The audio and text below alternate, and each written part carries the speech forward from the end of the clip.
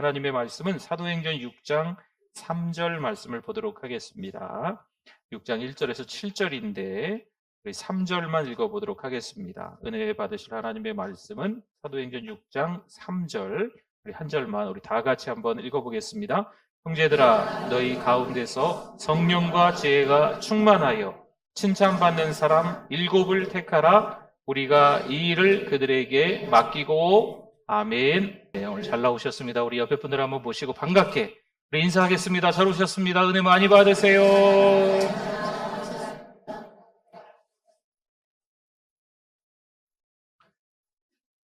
사랑하는 우리 교회가 은혜로운 교회가 되기를 소망합니다.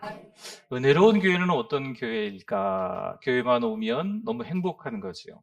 따뜻하게 성도들이 맞아주고 또 맛있는 식사도 하시고 또 교회 안에서 은혜스러운 교제도 나누고 또 다음에 또 와보고 싶은 교회, 그 다음 예배 또 오고 싶은 교회, 그런 교회가 될 수 있기를 바랍니다. 여러분, 교회는요 정말 은혜스러워야 됩니다. 교회 안에서 참 많은 여러 가지 일들이 있을 수밖에 없지만 그 안에 하나님의 은혜로 다 덮는 거지. 에이, 그냥 은혜면 되지 뭐. 이게 좀 막연한 어떤 은혜를 그렇게 사용하지 않았으면 좋겠어요. 우리 하나님께서 하나님의 아들 예수 그리스도를 이 땅에 보내주시고 우리 죄 때문에 십자가에 못 박혀 죽으신 줄 믿습니다. 여러분, 그 은혜를 생각하는 거예요. 그 은혜를 생각하는 거예요. 그 은혜 때문에 신앙의 기쁨이 있는 줄 믿습니다. 초대교회도요 그런 은혜가 있었어요. 그러함에도 불구하고 초대교회에 그런 은혜 가운데 뭔가 좀 석연치 않은 일들이 조금씩 보였던 것 같아요. 오늘 1절 말씀을 한번 보면 이렇게 말씀이 나와 있네요. 같이 한번 읽어주십시오. 그때 제자가 더 많아졌는데 헬라파 유대인들이 자기의 과부들이 매일의 구제에 빠짐으로 히브리파 사람을 원망하니. 아멘. 헬라파 유대인들은요 주로 로마 제국의 다른 지역에서 살았던 그리스 문화를 많이 받아들인 사람들입니다. 그러니까 이스라엘 땅 밖에서 살았던 사람들이 지금 들어와 있는 거예요. 그리고 히브리파 유대인들은요 이스라엘에 계속 거주하며 전통적인 유대 문화를 따랐던 사람들입니다. 그러니 이 사람들이 한 교회에서 만났으니 어느 정도 조금 충돌이, 문화적 어떤 충격이 좀 있지 않을까 싶습니다. 그래서 그럴까요? 헬라파 유대인들이요 자신들의 과부들이 구제에서 소외되었다고 느끼며 불만을 품게 됩니다. 때로는 공동체의 유익을 앞서 생각해야 되는데 나 개인의 유익을, 내가 잘 알고 있는 사람들과의 어떤 유익을 생각해서 조금씩 갈등이 생길 수가 있습니다. 구약 성경에 보면 이런 갈등이 나와 있는 말씀이 있어요. 가인과 아벨의 이야기인데요. 창세기 4장 3절에서 5절 말씀에 보면 세월이 지난 후에 가인은 땅의 소산으로 제물을 삼아 여호와께 드렸고 아벨은 자기도 양의 첫 새끼와 그 기름으로 드렸더니 여호와께서 아벨과 그의 제물은 받으셨으나 가인과 그의 제물은 받지 아니하신지라. 가인이 몹시 분하여 안색이 변하니. 아멘. 가인은 자신의 제물이 하나님께 받아들여지지 않자 동생 아벨을 시기합니다. 하나님께서 그 모습을 아셨거든요. 그래서 하나님이 이 가인에게 경고의 말씀을 창세기 4장 7절에 보면 주십니다. 내가 선을 행하면 어찌 낯을 들지 못하겠느냐. 선을 행하지 아니하면 죄가 문에 엎드려 있느니라. 죄가 너를 원하나 너는 죄를 다스릴지니라. 아멘. 하나님께서 죄를 잘 다스리라고, 마음을 잘 다스리라고 하셨음에도 불구하고 가인이 어떻게 합니까? 결국 비극이 찾아오고 마는 것이요. 이런 갈등의 예로 고린도 교회도 볼 수가 있습니다. 고린도전서 1장 12절 말씀에 보면 나는 바울에게, 나는 아볼로에게, 나는 게바에게 이렇게 각자 자신이 속한 리더를 우선시하며 교회 내에서 무슨 파 이렇게 분열을 초래했습니다. 오늘날 교회 안에서도 여전히 자기 사람을 찾는 경우가 있어요. 특정 사람에게만 잘해주려는 모습이 있고 어떤 팀, 어떤 공동체를 이루면 내가 편한 사람, 내 마음에 드는 사람하고만 하려고 하는 거죠. 때로는 의견이 서로 다른 사람이 있으면 그 모임에서 빼버립니다. 아예 소외를 시켜버리는 것도 교회 안에서 종종 일어나는 일이기도 합니다. 이런 행동들은 교회 안에 분열을 일으키고 결국 공동체의 평안을 깨뜨려 버리는 거죠. 안 좋다는 겁니다. 이런 거는 교회 안에서 있으면 안 된다는 거예요. 그러나 바울은 이러한 갈등을 해결하기 위해서 고린도 교회에 편지를 씁니다. 고린도전서 3장 1절 말씀에 보니까요. 형제들아, 내가 신령한 자들을 대함과 같이 너희에게 말할 수 없어서 육신에 속한 자 곧 그리스도 안에서 어린 아이들을 대함과 같이 하노라. 아멘. 바울은 그들에게 성령의 인도하심을 받는 공동체로서 서로를 이해하고 화합할 것을 권면하고 있습니다. 요한계시록에 가보면요, 우리 1장을 좀 지나면 7교회 이름들이 쭉 거론이 됩니다. 7교회에서도 다양한 갈등을 겪는다는 거죠. 어떤 교회는 열정을 잃고 또 다른 교회는 핍박과 이단으로 인해 혼란 가운데 있다는 이야기입니다. 왜 이런 말씀을 계속할까요? 여러분, 초대교회의 모습이나 또 현대교회의 모습 가운데 물론 따뜻한 공동체, 가족과 같은 공동체, 교회가 그런 공동체이기도 하지만 그 틈바구니에서 갈등이, 혼란이, 분열이 있다는 것을 보여주고 있습니다. 초대교회가 그렇게 은혜스러운 공동체고 메가처치인데 하나님의 은혜 가운데 많이 모여들고 유무상통하면서 행복하게 신앙생활하는 것처럼 보이는데 하필 그 가운데 갈등이 일어났다는 거죠. 현대교회에서도 어느 교회는 은혜스럽고 어느 교회는 평안하고 어느 교회는 부흥하고 있다라고 말할 수 있지만 그 교회 안에서도 여전히 뭔가 갈등의 불씨가 있을 수 있다라는 이야기를 드리고 싶은 겁니다. 빌립보서 4장 2절 말씀에 보니까요. 역시 빌립보 교회도 마찬가지예요. 유오디아와 순두개가 있었는데 서로 여전도에서 열심히 섬겼던 분들인데 갈등이 있는 거예요. 그래서 감옥 가운데 있는 이 사도 바울이 유오디아와 순두개를 향해서 뭐라고 합니까? 노란 부분에 주 안에서 같은 마음을 품으라라고 하고 있습니다. 지금 사도 바울은 자신의 처지가 감옥 안에 있어요. 이 빌립보서는 옥중서신입니다. 그럼에도 불구하고 이 빌립보서의 주제는 기뻐하라예요. 기뻐하라. 지금 자신은 감옥 안에 있으면서 빌립보 교회를 생각하며 걱정하는 마음으로 쓴 편지가 빌립보서거든요. 기뻐하라. 그리고 유오디아와 순두개를 향하여서는 같은 마음을 품으라라고 이야기하고 있다는 거죠. 성도 여러분, 우리가 교회에서 서로 이해하고 화합하기 위해 어떤 노력들을 좀 하고 계십니까? 갈등의 불씨를 혹시 만드셨습니까? 때로는 분열을 조장하고 있습니까? 내 사람들, 내 특정한 사람들만을 잘해주려고 쫙 줄을 세워서 그렇게 공동체를 이끌어가고 있습니까? 이거는 노력하고 있는 게 아니죠. 교회 공동체를 아름답게 만들기 위해서 내가 희생하는 부분이 있고 내가 더 먼저 솔선수범하는 부분이 있고 그런 거죠.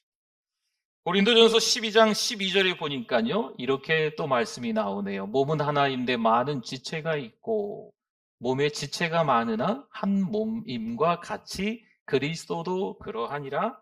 아멘.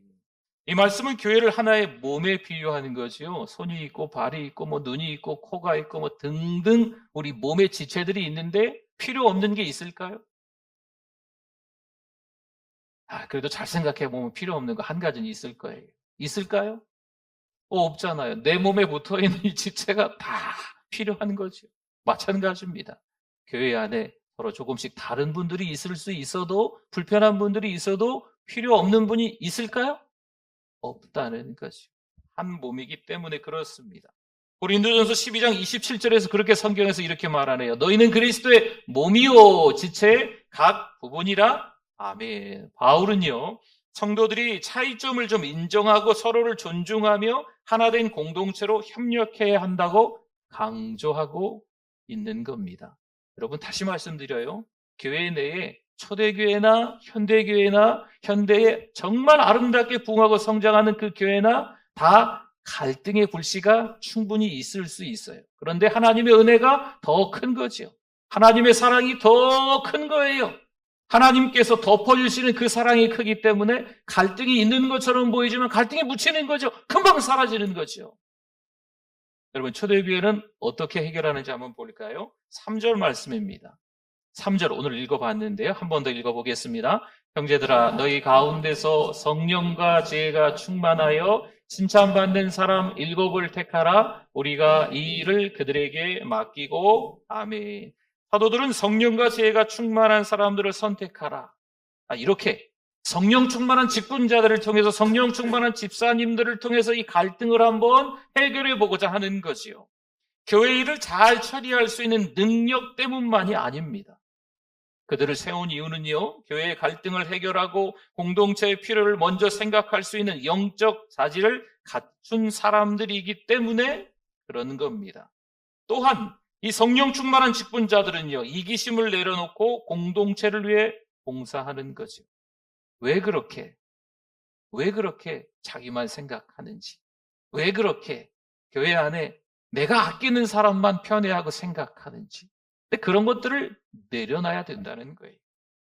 로마서 12장 18절에서 말씀합니다. 우리에게 강력하게 주시는 말씀이에요. 할 수 있거든 너희로서는 모든 사람과 더불어 어떻게 하라? 화목하라. 할렐루야.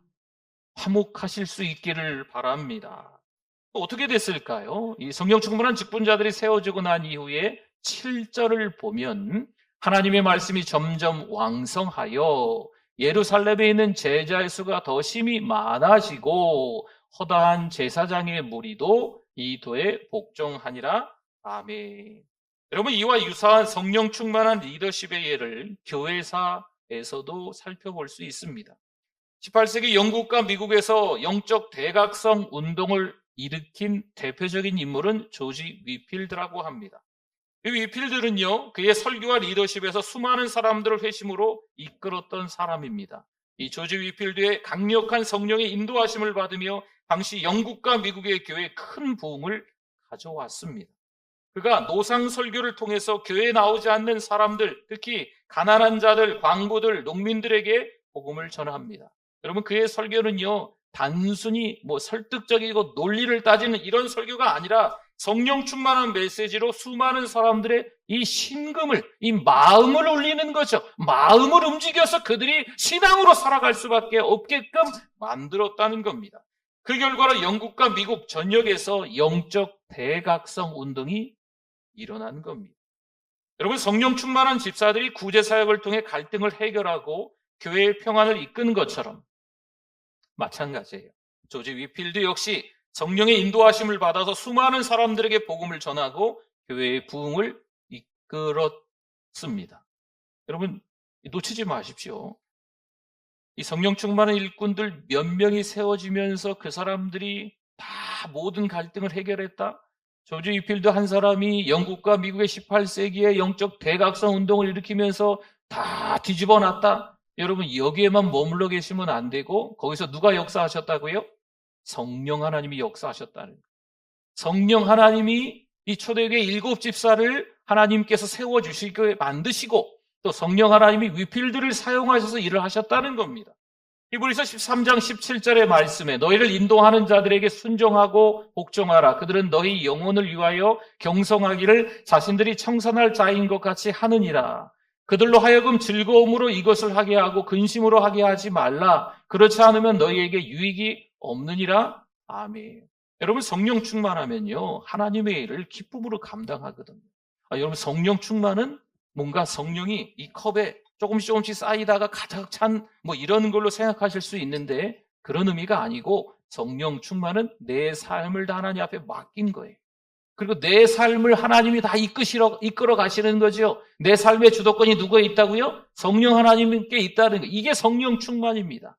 여러분, 성령 충만한 삶을 살아갈 때 하나님이 이끌어 주시는 줄 믿습니다. 성령 충만한 삶을 살아갈 때 정말 하나님이 놀라운 일들을 만드세요. 너도 나도 할 것 없이 내가 주의 일을 감당하겠습니다. 손을 번쩍번쩍 들면서 감당하시거든요. 근데 여러분, 놓치지 마세요.